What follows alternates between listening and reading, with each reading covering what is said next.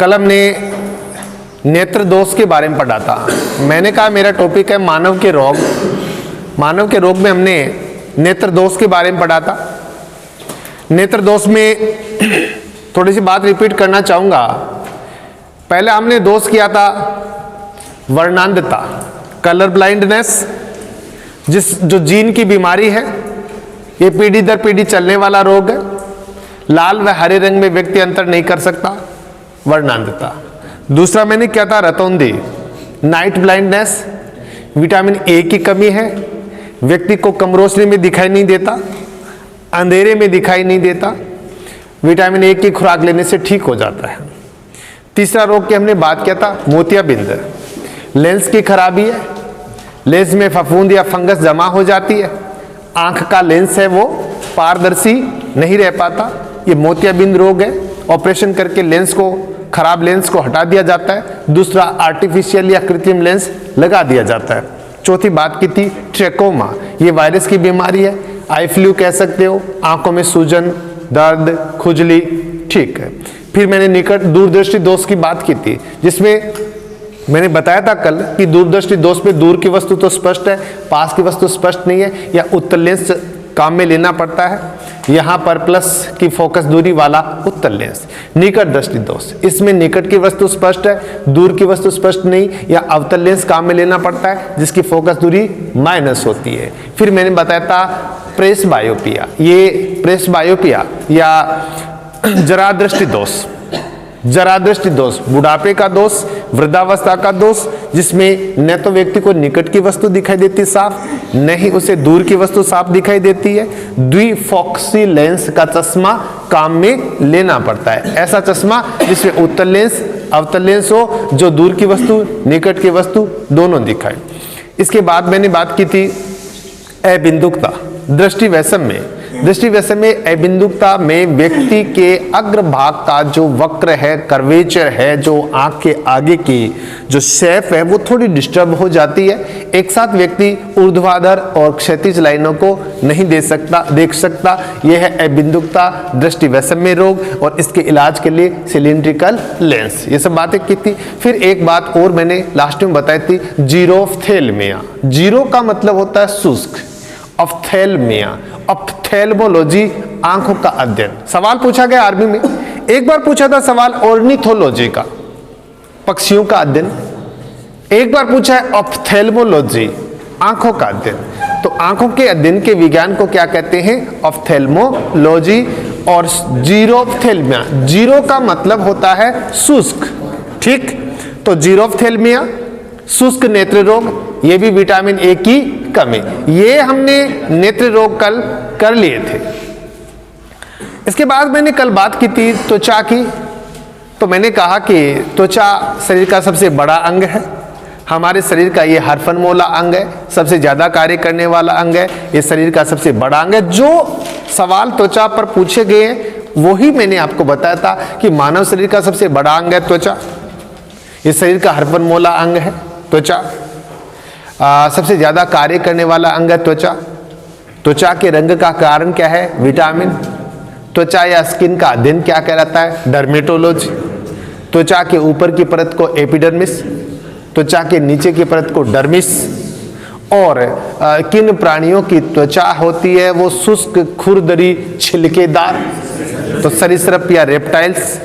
किन प्राणियों के त्वचा पर हेयर्स, बाल या रोम पाए जाते हैं? तो आपने कहा मैमल्स या स्तनधारी की बातें की थी। त्वचा की, स्किन की, त्वचा के रंग का कारण था मेलेनिन, ठीक। आज बात हम करेंगे ज्ञानेंद्रियों में, हमने आंख कर लिया, त्वचा कर लिया, बात थोड़ी सी नाक की थी कि नाक को घ्राण संवेदांग कहते हैं, नाक सूंघने का काम करता है। जो सूंघने की क्षमता सबसे ज्यादा किस प्राणी में होती है? डॉग में, कुत्ते में। और कुत्ते की तरह ही एक मछली, एक शार्क होती है जिसमें भी सूंघने की क्षमता तेज होती है, उसको कुत्ता मछली या स्कॉलियोडॉन। 3 संवेदांग हो गए। चौथा संवेदांग क्या बचा? जीभ। उसके बारे में कल बात कर ली थी, है ना, कि जीभ का मुख्य कार्य है स्वाद का पता लगाना।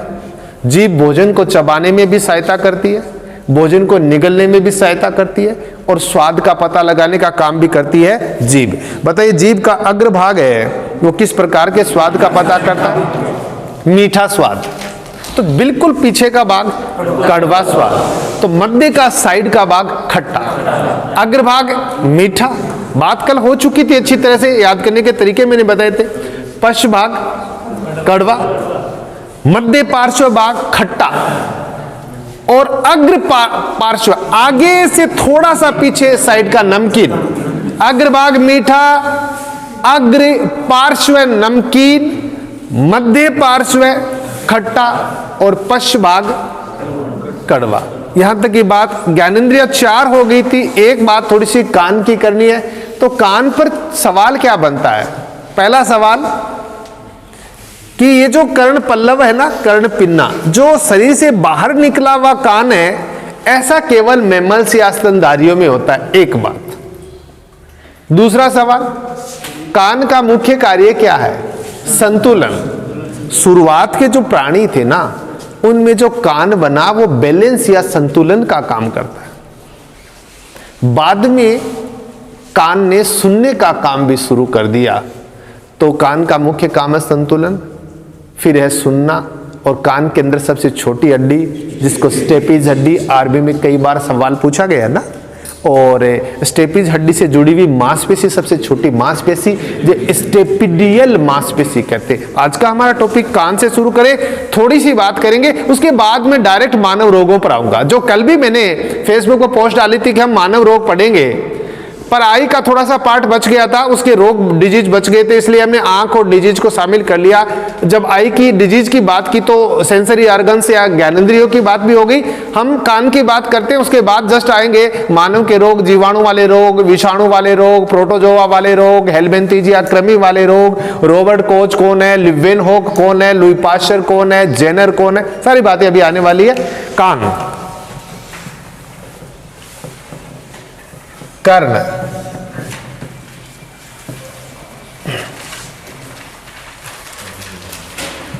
आप एक चित्र बनाना चाहेंगे तो साधारण सा चित्र बना ले। ऐसे हमारे कान का एक साधारण सा आप चित्र बना ले। ऐसे कोई बात, मैं केवल आर्मी के अंदर क्या सवाल पूछा जाता है उतना ही चित्र बना रहा हूं, पूरी डिटेल नहीं बनानी है। लाइनें 3 आती है, कान की सवाल 3 बनते हैं, तो हम उतना ही काम करेंगे ना। आर्मी जीडी को ध्यान में रख करके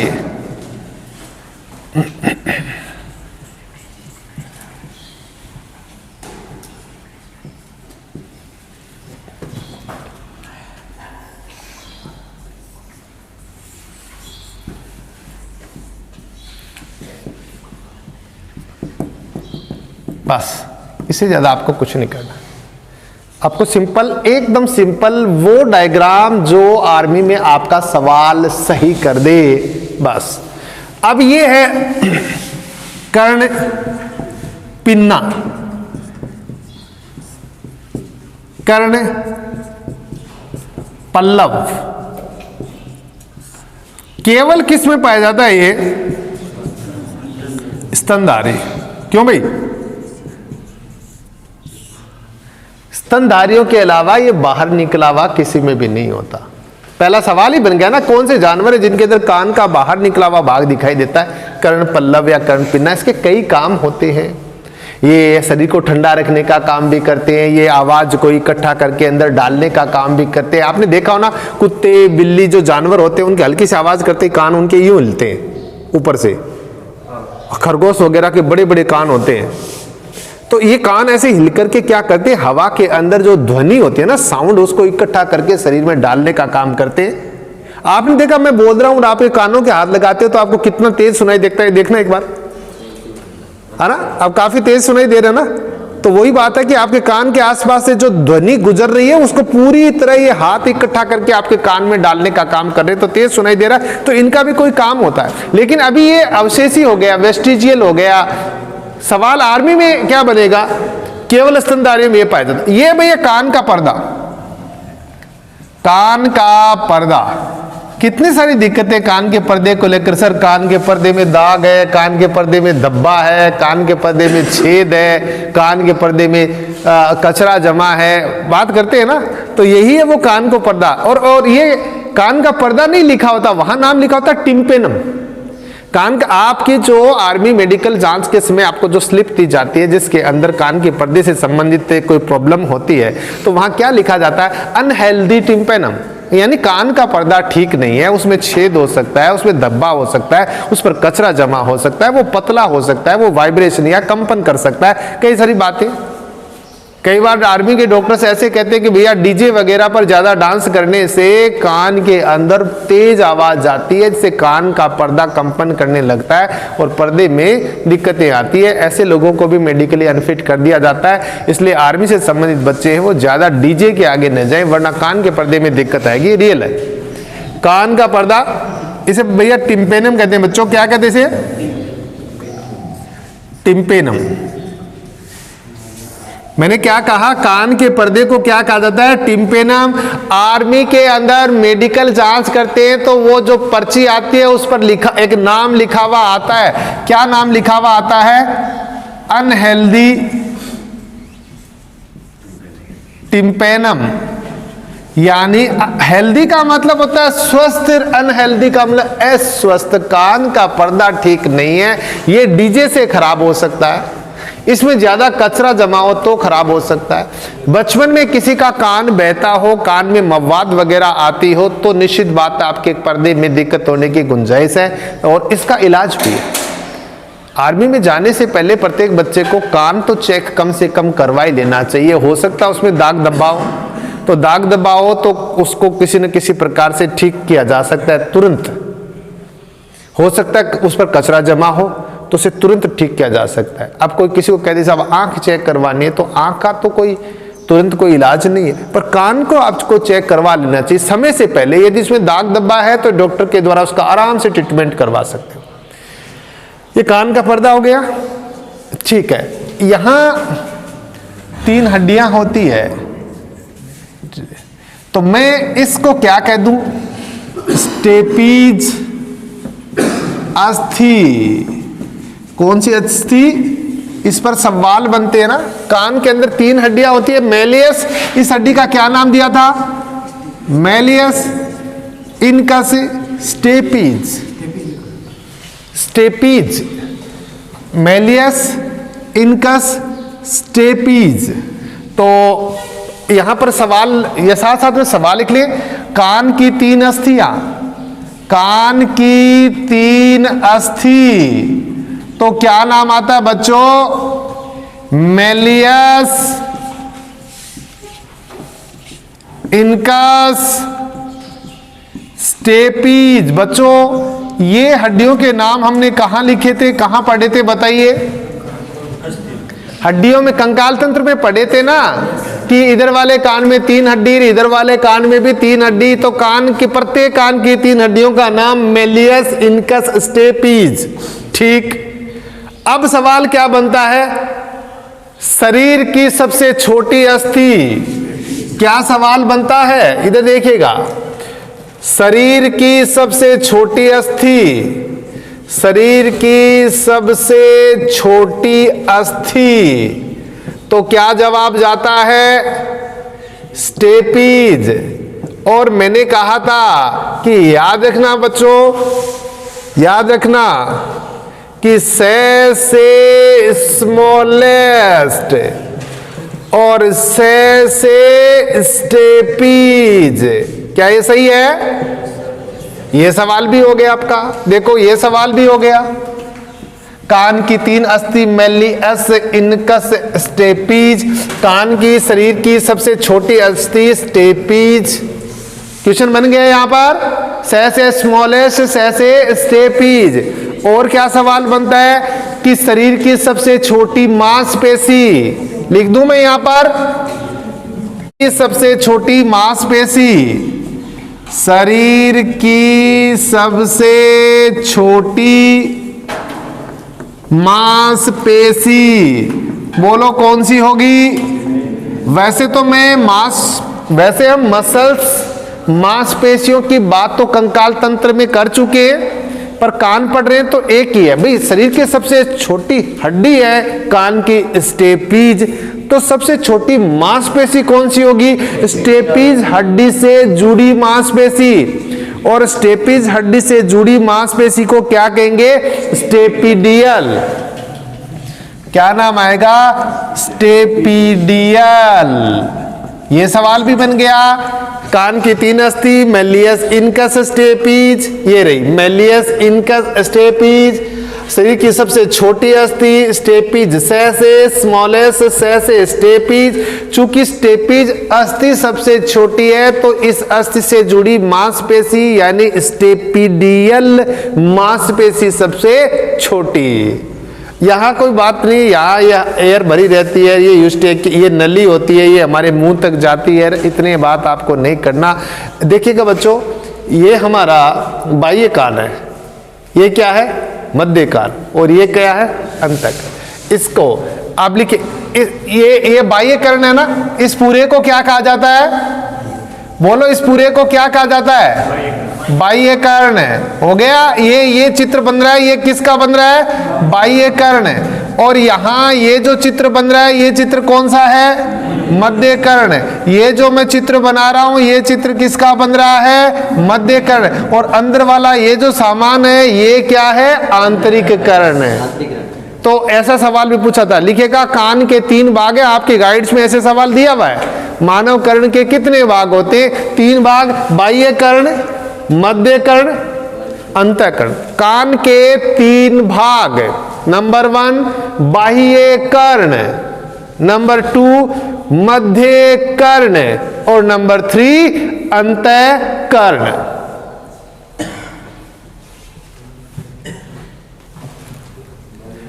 बाह्य कर्ण, मध्य कर्ण, अंतःकर्ण। होगी बात?